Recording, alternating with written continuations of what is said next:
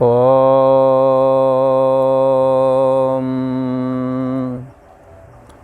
श्री योग वासिष्ठ के स्थिति प्रकरण में श्री वशिष्ठ जी महाराज बोले, हे राम जी, जो तुम ये पूछ रहे हो हमसे कि आत्मसत्ता में मलिन संबित मन कहाँ से आया, जबकि आत्मा देश काल वस्तु पर छेद से रहित है, ऐसा बताया जाता है। ऐसा आपने पूर्व में कथन भी किया है। हाँ, श्री राम प्रभु ने कहा कि आत्मा देश काल वस्तु पर छेद से रहित है, शुद्ध है, निर्विकार है, विस्तृत है, सब में समाया हुआ है। उसके नेह नानास्त किंचना, उसके अलावा कुछ नहीं है, ऐसा कहा है। फिर उस आत्मसत्ता में मलिन संबित ये मन कहाँ से आ गया? तब श्री वशिष्ठ जी महाराज ने कहा, राम जी, लगता है तुम्हारी बुद्धि अब मोक्ष भागी हो गई है। तुम्हारी बुद्धि पूर्व अपर के विचार में जो लग गई है। हाँ, पूर्व अपर का विचार करने से बुद्धि में आत्मसत्ता फलित हो जाता है। जैसे भृगु महर्षि के पुत्र शुक्राचार्य अपने स्वरूप में जागे थे और चैतन्य सत्ता आत्मा में जिन्होंने अपने अहम को स्थापित करके कैवल्य निर्वाण को प्राप्त हुए थे, ऐसे ही राम जी अब तुम्हारी बुद्धि भी उस परम पद को प्राप्त होवेगी। आपकी बुद्धि भी मोक्ष भागी होवेगी। परंतु हे राम जी, तुम्हारा जो ये प्रश्न है, ये सिद्धांत के उत्तर काल में देना चाहिए। इसका ये पूछना भी उसी समय चाहिए और उसका उत्तर भी उसी समय देवेंगे। अभी तो निरूपण ये कर रहे हैं कि जगत की स्थिति कैसे है। जैसे पूर्व के प्रकरण में जगत की उत्पत्ति कैसे है, तो मन से उत्पत्ति हुई है, इस बात का निरूपण उत्पत्ति प्रकरण में बखूबी किया गया है। इसी प्रकार से स्थिति प्रकरण में जगत की स्थिति कहाँ है, अभी इसी बात का निरूपण किया जाएगा। और ये दृश्य जगत मन में कैसे प्रवेश कर गया और किस तरह से कब तक ये प्रविष्ट रहता है, ऐसी चर्चा ही करेंगे ताकि ये बात साधक के दिमाग में अच्छे तरह से आ जाए। ये जगत की संस्कार आप अर्जित करते हैं, आप स्वयं, हम और आप स्वयं ही अर्जित करते हैं, कोई दूसरा अर्जित नहीं करता। आप ही संस्कार अर्जित करते हैं और आपके अंदर वो संस्कार अच्छे या बुरे जो भी हैं, वो सब आपको ही दिखते हैं। ये यदि गंदे संस्कार हैं तो आपको दुखी करेंगे, और ये जगत के अच्छे संस्कार हैं, जैसे अपने बुजुर्गों का आदर करना, सेवा शुश्रूषा करना, सतशास्त्र का श्रवण करना, स्वाध्याय करना, धर्म कर्म में लगे रहना, अपने कुनबे से जुड़ करके चलना। हाँ, इस तरह की जो परंपरा है उससे जुड़ करके चलते। ये संस्कार विहीन लोग ऐसा नहीं कर पाते। यही वजह है कि लड़के लड़कियां भी जहाँ तहाँ अदर संप्रदाय में भी चले जाते हैं। क्यों? संस्कार विहीनता जो अंदर में रखी है। हमें चाहिए कि अपने संस्कार को, अच्छे संस्कारों को धारण करना चाहिए। तो ये मन में जो धारण करोगे वही तो दिखेगा। तो वशिष्ठ जी महाराज कहते हैं, महर्षि भृगु जी के पुत्र श्री शुक्र जी महाराज ने क्या किया, संस्कार धारण किया था। जब समाधि को जा रहे थे तो विश्वाची नाम की अप्सरा के पीछे मन चला गया और यही उन्होंने धारण किया था और वही उन्हें दिखने लगा। स्वर्ग में बहुत समय रहे, विद्याधर बने, धीवर बने, राजा बने, पुनरप जन्म पुनरप मरणम में फंसे, कभी ब्राह्मण बने, कभी कुछ बने, कभी हिरण बने। ऐसा कोई सुख नहीं जो उन्होंने भोगा ना हो और ऐसा कोई दुख भी नहीं जो उन्होंने भोगा ना हो। कौन जौन जन्मा जहाँ नाई, काकभूषणी जी महाराज ने गरुण जी को ये बात बताई थी। कौन जौन जन्मा जहाँ नाई, मैं खगेश भ्रम भ्रम जगमाई। ये शुक्राचार्य जो भृगु जी के पुत्र हैं, इन्हों के अंदर जो ये संस्कार रूप में जगत स्वर्ग वाला प्रवेश कर गया, फिर उससे पुनरप जन्म पुनरप मरण वाले सिलसिले में चले गए, शरीर यहीं पड़ा रहा। ये ऐसे नहीं चले गए, ये इन्होंने धारण किया है। राम जी अभी इसी बात का निरूपण करेंगे। ये मन जब इस आत्म सत्ता में देश काल वस्तु परच्छेद ही नहीं, ने नानास्ति किंचन, इसमें नाना नाम की कोई चीज़ नहीं। जब ऐसा आत्मा है तो उसमें ये मन कहाँ से आया, ये बात तो निर्वाण प्रकरण में बताएंगे, जिसमें मन के निर्वाण की ही बात करेंगे कि मन नित्य निर्वाण स्वरूप है। इसमें हमने डाला है जगत को, इसलिए स्थित है। इसमें हमने संस्कार डाले हैं, इसलिए जगत की मन में उत्पत्ति हुई है। इसीलिए स्थित है क्योंकि मैं उसको रोके हुए हूँ। जब तक छोड़ेंगे नहीं संस्कार मन से, जगत स्थित बना ही रहेगा मन में। और जब तक मन को जगत में जगत के संस्कार लाएंगे, सृष्टि उत्पत्ति होती रहेगी। हे राम जी, तुम्हारा ये प्रश्न निर्वाण प्रकरण का है। महारामायण श्री योग वासिष्ठ के निर्वाण प्रकरण में इस प्रश्न का उत्तर मैं तुमको देऊंगा। हे राम जी, तुम्हारे इस प्रश्न का उत्तर मैं सिद्धांत काल में दूंगा। उस काल में तुमको ये आत्मा रूप पद, ये चैतन्य सत्ता आत्मा हस्तामलकवत भासेगा। हाथ में रखे हुए आंवले की तरह, जैसे हाथ में रखा हुआ आंवला स्पष्ट होता है, उसमें कोई संशय नहीं होता है। कभी ऐसा मत समझना कि ये आंवला रख लिया ऐसा आत्मा रख करके दिखा देंगे ना, ऐसा नहीं है। अब जैसे ये चीज़ डिबिया रखी, अब इसमें संशय नहीं कि डिबिया, ये डिबिया है, ये पता लग रहा है। ऐसे ही आंवला है, इसमें कोई संशय नहीं।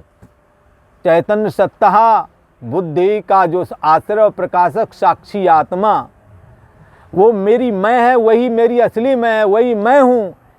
इस ज्ञान में किसी प्रकार का संशय नहीं रह जाएगा।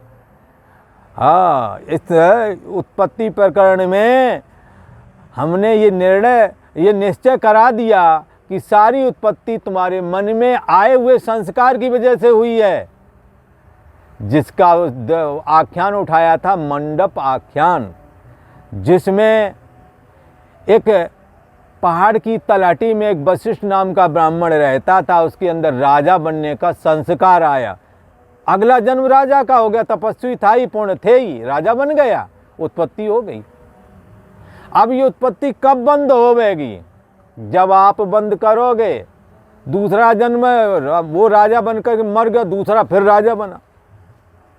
अब ये सिलसिला ही बंद ना हो, तब उसने दुर्लभ ब्रह्म ज्ञान के द्वारा इस उत्पत्ति क्रम को रोका और मन को निर्विशेष बनाया, मन को संसार के संस्कार से रहित बनाया।